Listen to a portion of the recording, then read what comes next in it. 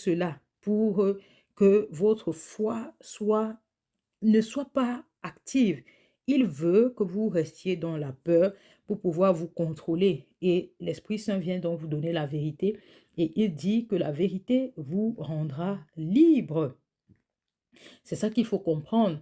Et en fait, qu'est-ce que cet abonné nous dit? Et il nous dit que, euh, et donc si on n'arrive pas à trouver le chemin, on est promis à la géhenne. La géhenne, c'est l'enfer. Écoutez, il y a quelque chose de très important que j'aimerais souligner et qui se trouve dans Romains. Romains 1, chapitre 20, verset 20, autant pour moi. En effet, les perfections invisibles de Dieu, sa puissance éternelle, sa divinité, se voient comme à l'œil nu depuis la création du monde. Ne vous en faites donc pas. Dieu a fait le monde afin qu'on sache par chaque élément qu'il y a un Dieu au-dessus de notre tête. Dieu est très sage, hein. L'ennemi, le diable n'est pas malin. Dieu, il est très sage. Il a fait la création de telle sorte que tu ne peux pas voir la nature sans te dire qu'il n'y a pas un Dieu au-dessus de ta tête. Tu ne peux pas te dire que c'est un boomerang, que ça a été fait par des atomes. Je ne sais même pas les théories scientifiques qu'on vous pond au quotidien.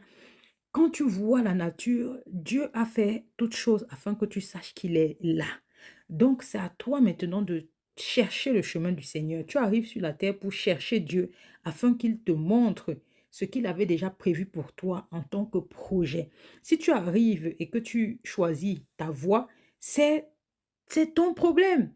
Parce que le Seigneur te dit, j'ai mis devant toi la bénédiction et la malédiction. Il nous donne le libre arbitre. Et c'est ça qu'il a fait depuis la création. Il a mis l'homme sur terre et il lui a donné tout. Mais il a donné une instruction, ne mange pas du fruit de l'arbre défendu. Et c'est là que la rébellion est née. L'homme a voulu ressembler à Dieu. L'homme a voulu être son propre Dieu. Et il a préféré manger le fruit pour que ses yeux s'ouvrent. C'est là maintenant que la rébellion est née et que les enfants de la rébellion sont nés. Donc, si tu te retrouves à faire partie de la rébellion jusqu'aujourd'hui, c'est que tu as choisi ton camp et ne viens pas te plaindre le jour du jugement dernier. Dieu, il t'a donné ses instructions. Et on va continuer prochainement parce que ce qu'il demande, c'est long.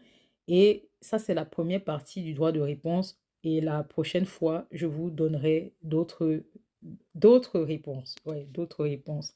Prenez soin de vous. Stay blessed.